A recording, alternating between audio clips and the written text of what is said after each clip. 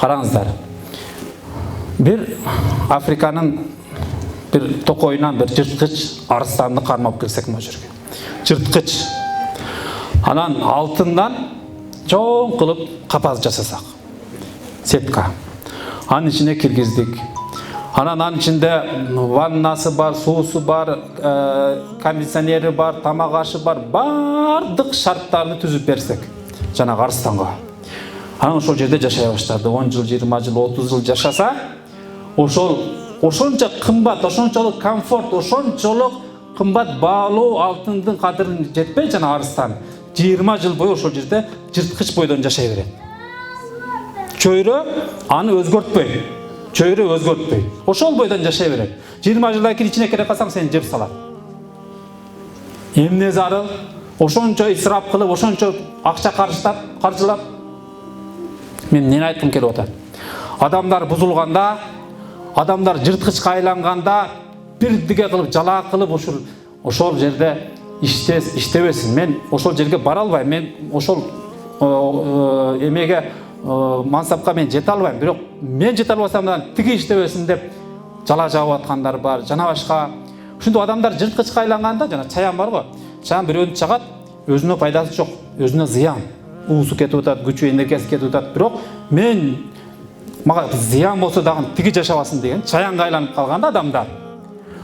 Аларды дагы жанагы арыстанга окшоп алып келип туруп, ошол биздин азыр жырткычка айланган кээ бир адамдарды эске алганда, ушинтип ушуларды оңдойм деп, ушуларды оңойм деп, ушуларды өнүктүрөм деп, ушуларды жолго салам деп туруп, анан айлана чөйрөнү комфорт кыла баштаса, жолдорубуз Токионун жолундай болуп кетсе, имараттарыбыз Дубай болуп кетсин, жана башка дүйнөнүн эң күчтүү компаниялары келип биздин светтерибизди жана башка жактарды оңдоп салса, эң мыкты дүйнөдөгү өнүккөн шаар болсун, бирок жанагы адамдар ошол бойдон калат. Ата баланы сыйлап калбайт, кошунасы менен жакшыма менен болуп калбайт. Жана жырткычка окшоп отура берет анын ичиндечи. Эмне кылыш керек болчу? Башында жанагы арыстанды могул жерге алып келип алтын капазга салбай эле, ошол алтын кашыктын 1/10 бөлүгүнү бир тарбиячы баягы циркте иштеген кишиге бергенде, тарбиячыга. Ал ошол арыстанды не кылмак? Мындай кылса отко секирет, мындай кылса сууга секирет, мындай кылса жатат, мындай кылса секире турган кылып тарбиялап коет. Кичине акчага, аз-маз акчага тарбиячыга жумшаш керек болчу. Анан ал арыстан койдон жоош кылып коет. Аны тягына, биягына от менен, ток менен ура берип. Тарбия. Түшүнүктүүбү? Ошон үчүн биз азыр Кытайдан, тияктан акча алып жолубузду оңдойлу, арабтар 100 мектеп салып берсин. Корейстер келип дагы бир машина заводдорду куруп салсын. Бул курулуш менен ал өнүкпөйт адам баласы. Ошого кетип аткан акчалардын, куралдын араб мына орустар бардык куралын алып келип салып тастасын. Биз тынч жашап калбайбыз. Курал көбөйгөн сайын кошуна өлкөлөр менен чыр-чатак боло берет. Эмне кылыш керек анын үчүн? Илим билимге аз гана акча коротуш керек. Мугалимдерге, эжейлерге, курс өткөндөргө ошол акчаны көбүрөөк айлыгын бериш керек. Ал мен балам багат эле, анан кийин тиги бияга барып келишим керек эле, кечигип атам дебеш керек. Ал ушундан бөлөк жумушу болбош керек мугалимдин, агайдын, устаздын, имамдын.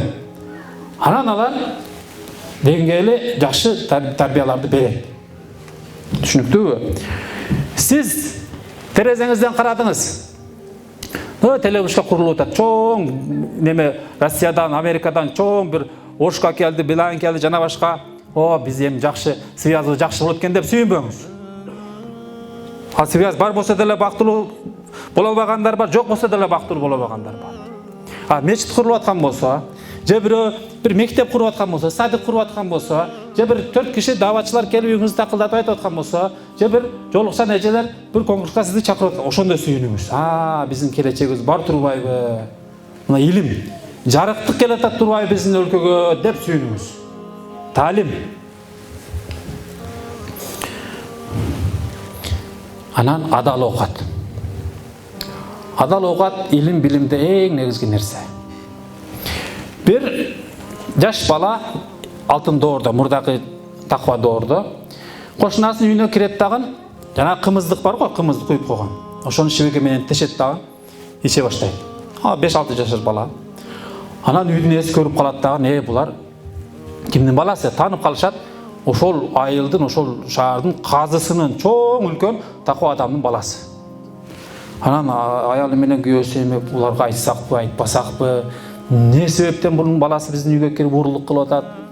Жок, айтпай эле коелу, бала да эми дейт. Анан кой, булардын балдары дагы өздөрүндөй болуп жетилиш керек. Кыскасы ойлонуп отуруп анан бир күн айталы деп коет деп анан казынын үйүнө барып айтышат. Сиздин балаңыз биздин үйгө келип ушундай кымыздыктан тешип ичип кетти. Биз анан макул кечирип коюңуз, баланы тарбиялайбыз. Деп анан кийин бала айткан да жок, урган да жок, башка бала ойноп жүрөт. Анан аялы менен күйөөсү сүйлөшөт. Эми экөөбүз үйлөнгөндөн баштап бүгүнгө чейин эмне күнөө кылдык?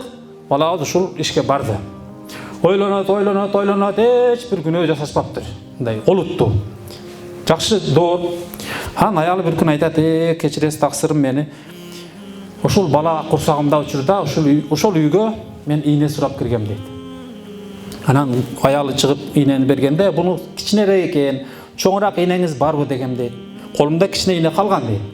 Анан ал чоңийнени алган үйгө кирип кеткенде, мен дана талгактын себебинен ошол жерде бир мөмө апельсин бирдеке, ошого сайгамдагын согун сор ичип алгам дейт. Ошол бир тамчы болсо дагы арам суу, уруксатсыз суу барды балага, бала төрөлдү, ошол үйгө кирип, апасыга окшоп тешип, кымыздыктан сүт ичип атат. Мына ушул биздин ар бир кылган ишиңиз, жакшы жаман ишиңиз келечегиңизге, балдарыңызга таасир этип турат.